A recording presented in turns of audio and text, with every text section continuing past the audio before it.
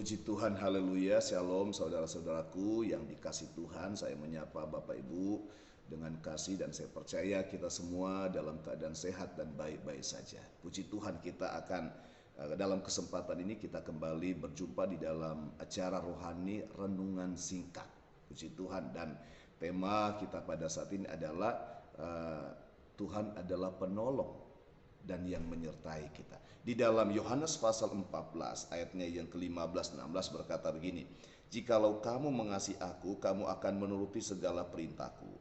Aku akan meminta kepada Bapa dan ia akan memberikan kepadamu seorang penolong yang lain supaya ia menyertai kamu selama-lamanya." Puji Tuhan, Bapak Ibu jemaat Tuhan, di ayatnya yang ke-16 dikatakan dia akan memberikan seorang penolong, ya. Penolong ini memang Roh Kudus, tetapi dalam kata penolong dalam bahasa Yunani adalah disebut dengan kata parakletos. Parakletos adalah menasehati, menguatkan, menyertai dan menolong. Ya, seperti di dalam ayat 18 Tuhan berkata, "Aku tidak akan meninggalkan kamu sebagai yatim piatu." Ya, tetapi dia akan menyertai kita. Itu adalah tugas parakletos. Kalau kita lihat di dalam Mazmur 23 ayat 4, Daud berkata, "Sekalipun aku di dalam lembah kekelaman, aku tidak takut bahaya sebab ia menyertai aku." Lembah kekelaman ini bicara tentang situasi yang memang atau keadaan yang memang tidak bisa dilalui oleh manusia.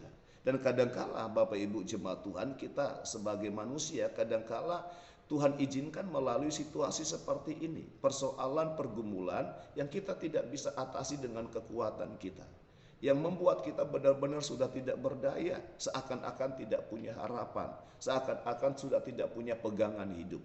Tetapi firman Tuhan berkata bahwa dia akan memberikan seorang penolong, parakletos, yang akan menyertai kita di tempat yang tersulit sekalipun, yang tidak bisa dilalui oleh manusia, ya, yang tidak bisa diatasi oleh manusia. Ini bicara tentang keadaan, ini bicara tentang persoalan. Dan memang hari-hari ini saudara, kita sering dibawa dalam keadaan seperti itu, dalam situasi keadaan yang sungguh-sungguh benar-benar kita sudah tidak bisa atasi. Puji Tuhan, ada parakletos yang akan menyertai kita. Dan parakletos ini yang adalah Roh Kudus itu bagaikan juga seorang gembala yang akan saudara menggembalakan kita, seperti Daud berkata dalam Mazmur 23 ayat 1, "Tuhan adalah gembalaku, takkan kekurangan aku." Ini bukan hanya bicara tentang tidak berkekurangan materi, itu juga termasuk, tetapi di ayatnya yang kedua, tiga, saudara, kita tidak akan kekurangan kebahagiaan, tidak kekurangan kelegaan, sebab dia yang membaringkan kita, menuntun kita di air yang tenang, sehingga jiwa kita mengalami kelegaan. Itu adalah tugas pekerjaan dari parakletos, penolong yang ajaib, bagaikan seorang gembala yang menyertai, menuntun, sekaligus menolong kita saat kita tidak berdaya. Tetapi memang saudara, di dalam Yohanes pasal 14 ayatnya yang ke-15, itu terjadi kalau kita mengasihi Tuhan. Ayat 15 berkata, "Jikalau kamu mengasihi aku," saudara, "jikalau kamu mengasihi aku." Jadi parakletos itu bisa datang kepada kita. Dia akan menyertai, menolong, menguatkan, menasehati kita dalam situasi, dalam keadaan apapun. Saudara, dia bisa datang. Kalau kita mengasihi Tuhan, kata Tuhan, "Jikalau kamu mengasihi aku." Nah, bagaimana orang yang mengasihi Tuhan seperti apa? Atau bukti kita mengasihi Tuhan itu seperti apa? Di Yohanes pasal 14 ayat 15, "Jikalau kamu mengasihi aku, kamu akan menuruti segala perintahku." Jadi ternyata bukti bahwa kita mengasihi Tuhan, kita melakukan firman. Di ayatnya di dalam Yohanes pasalnya yang ke-15 ayatnya yang ke-17, di Alkitab memang ditulis bahwa ada dua hukum utama. Hukum utama yang pertama adalah mengasihi Tuhan. Hukum utama yang kedua adalah mengasihi sesama. Nah, perintah Tuhan itu apa? Dalam Yohanes pasal 17, Yohanes pasal 15 ayat 17 berkata bahwa inilah perintahku kepadamu, yaitu supaya kamu saling mengasihi. Saudara, perintah Tuhan adalah saling mengasihi. Kalau Bapak Ibu lihat di dalam 1 Yohanes pasal 4 ayatnya yang ke 19 sampai 20, kalau kamu berkata, kalau kamu berkata, aku mengasihi Tuhan, tapi tidak mengasihi sesama atau membenci sesama, itu adalah pendusta.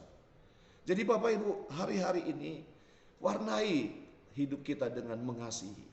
Mengasihi sesama. Kalau benar kita mengasihi Tuhan, kita pasti menuruti perintah Tuhan, yaitu mengasihi sesama.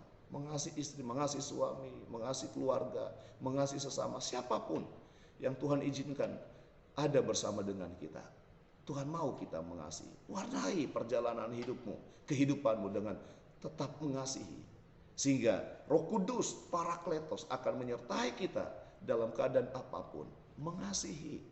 1 Yohanes pasal 4 ayat 18 berkata, ya, di dalam kasih tidak ada ketakutan. Kasih yang sempurna melenyapkan ketakutan. Kalau benar-benar kita mengasihi Tuhan, mengasihi sesama, mengasihi siapapun, kita tidak ada di dalam ketakutan. Dunia ini penuh dengan ketakutan, tapi kasih melenyapkan ketakutan.